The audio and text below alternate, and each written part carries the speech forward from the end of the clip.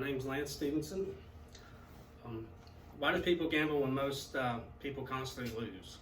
According to the American Addiction Center, 2.2% of U.S. adults are problem gamblers.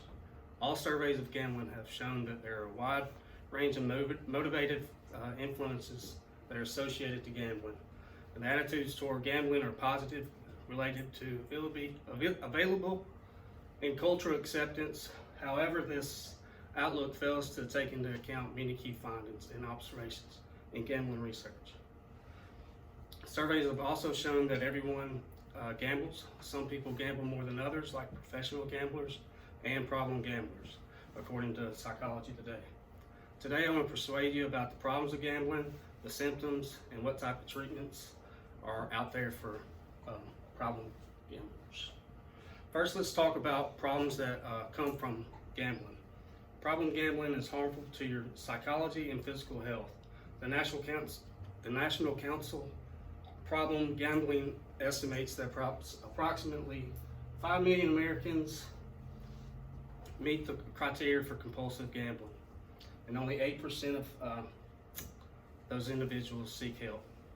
People who live with this addiction may experience depression, migraine, distress, and other anxiety-related problems. As with other addictions, the consequences of gambling can lead to feelings of desperateness and helplessness, according to the medical news. Gambling can stimulate the brain's reward system, much like drugs and alcohol can, leading to the gambling problem. If you're a problem gambler, you're 5 times more likely to depend on alcohol. You're 4 times more likely to abuse drugs.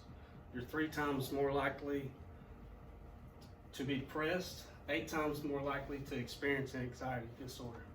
Men are 2 to 3 times more likely to become problem gamblers than women. Next, let's talk about some symptoms someone will have with the problem of gambling. Some of the signs and symptoms of problem gambling include being preoccupied with gambling, such as consistently planning on how to get more money for gambling, lying to family members or others to hide the extent of your gambling problem, also turning to theft and fraud to get more gambling money, and asking others to bail you out of financial trouble. Now let's discuss some treatments options that are available for someone with a gambling problem. They can call the National Problem Gambling Hotline. There's also individual therapy, working one-on-one with a therapist.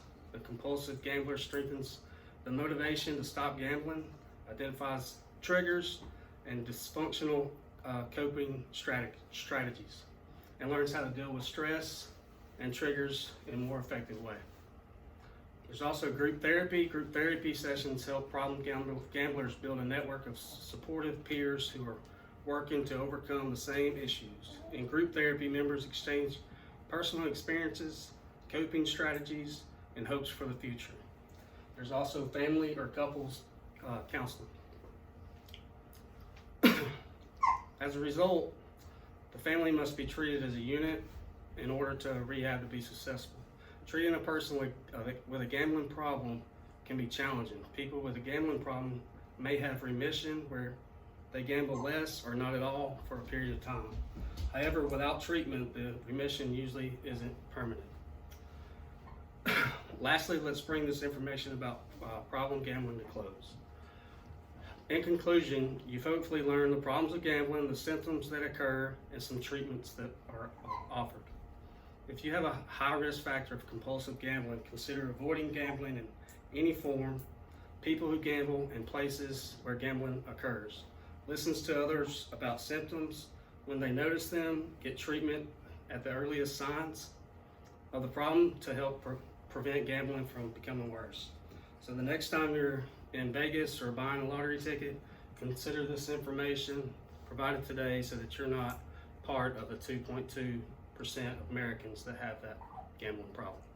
Thank you.